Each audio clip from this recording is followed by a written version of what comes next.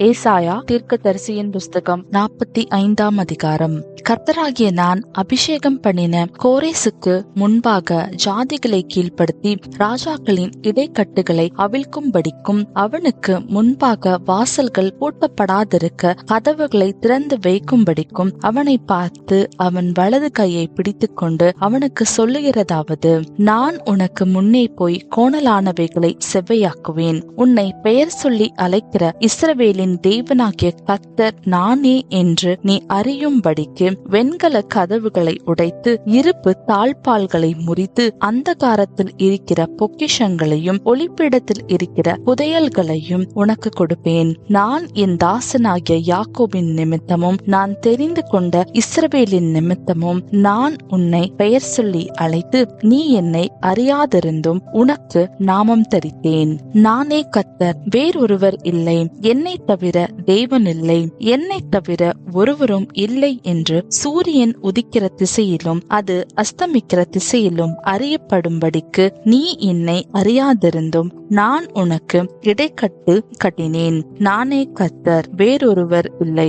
ஒளியை படைத்து இருளையும் உண்டாக்கினேன். சமாதானத்தை படைத்து தீங்கையும் உண்டாக்குகிறவர் நானே. கர்த்தராகிய நானே இவைகளை எல்லாம் செய்கிறவர். வானங்களே உயர இருந்து சொரியுங்கள். ஆகாய மண்டலங்கள் நீதியை பொழிய கடவது. பூமி திறமுண்டு ரட்சிப்பின் கனியை தந்து நீதியும் கூட விளைவதாக. கர்த்தராகிய நான் இவைகளை உண்டாக்குகிறேன். மண்ணோடுகள் கொட்ட ஓடாயிருந்தும் தன்னை உருவாக்கினவரோடே வழக்காடுகிறவனுக்கு ஐயோ. களிமண் தன்னை உருவாக்கினவனை நோக்கி என்ன செய்கிறாய் என்று சொல்ல தகுமோ? உன் கிரியையானது அவருக்கு கைகள் இல்லை என்று சொல்லலாமோ? தகப்பனை நோக்கி ஏன் ஜெனிப்பித்தாய் என்றும் தாயை நோக்கி ஏன் பெற்றாய் என்றும் சொல்லுகிறவனுக்கு ஐயோ.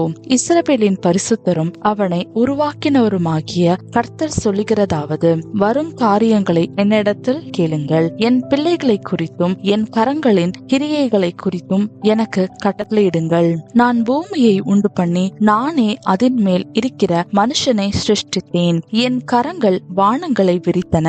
அவைகளின் சர்வ சேனையையும் நான் கட்டளையிட்டேன். நான் நீதியின்படி அவனை எழுப்பினேன். அவன் வழிகளை எல்லாம் செவைப்படுத்துவேன். அவன் என் நகரத்தை கட்டி சிறைப்பட்டு போன என்னுடையவர்களை கிரயமில்லாமலும் பரிதானமில்லாமலும் விடுதலையாக்குவான் என்று சேனைகளின் கர்த்தர் சொல்லுகிறார். எகிப்தின் சம்பாத்தியமும் எத்தியோப்பியாவின் வர்த்தக லாபமும் நெடிய ஆட்களாகிய சபேயாரின் வர்த்தக லாபமும் உன்னிடத்திற்கு தாண்டி வந்து உன்னுடையதாகும். அவர்கள் உன் பின்னே சென்று விலங்கிடப்பட்டு நடந்து வந்து உன்னுடனே மாத்திரம் தேவன் இருக்கிறார் என்றும் அவரை அல்லாமல் வேறே தேவன் இல்லை என்றும் சொல்லி உன்னை பணிந்து கொண்டு உன்னை நோக்கி விண்ணப்பம் பண்ணுவார்கள் என்று கர்த்தர் சொல்கிறார். இஸ்ரவேலின் தேவனும் இரட்சகருமாகிய நீர் மெய்யாகவே உம்மை மறைத்துக் கொண்டிருக்கிற தேவனாய் இருக்கிறீர். விக்கிரகங்களை உண்டு பண்ணுகிற அனைவரும் வெட்கப்பட்டு இலச்சை அடைந்து ஏகமாய் கலங்கி போவார்கள். இஸ்ரவேலோ கர்த்தராலே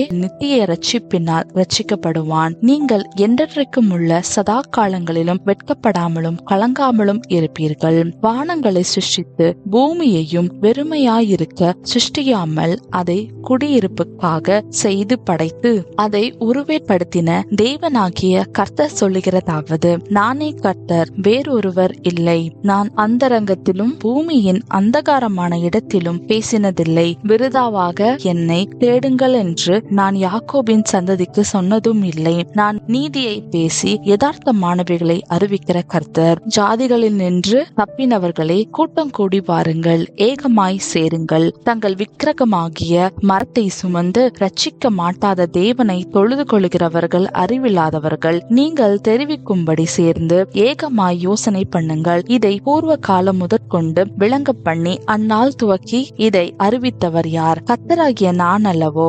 நீதிபரரும் இரட்சகருமாகிய என்னை அல்லாமல் வேறே தேவன் இல்லை. என்னை தவிர வேறொருவரும் இல்லை. பூமியின் எல்லை எங்கும் உள்ளவர்களே என்னை நோக்கி பாருங்கள், அப்பொழுது ரட்சிக்கப்படுவீர்கள். நானே தேவன், வேறு ஒருவரும் இல்லை. முழங்கால் யாவும் எனக்கு முன்பாக முடங்கும், நாவு யாவும் என்னை முன்னிட்டு ஆணையிடும் என்று நான் என்னை கொண்டே ஆணையிட்டு இருக்கிறேன். இந்த நீதியான வார்த்தை என் வாயிலிருந்து புறப்பட்டது, இது மாறுவது இல்லை என்கிறார். கர்த்தரிடத்தில் மாத்திரம் நீதியும் வல்லமையும் உண்டென்று அவனவன் சொல்லி அவரிடத்தில் வந்து சேருவான். அவருக்கு விரோதமாய் எரிச்சல் கொண்டிருக்கிற யாவரும் வெட்கப்படுவார்கள். இஸ்ரவேலின் சந்ததியாகிய யாவரும் கர்த்தருக்குள் நீதிமான்களாக்கப்பட்டு மேன்மை பாராட்டுவார்கள் என்பதே. ஆமேன்.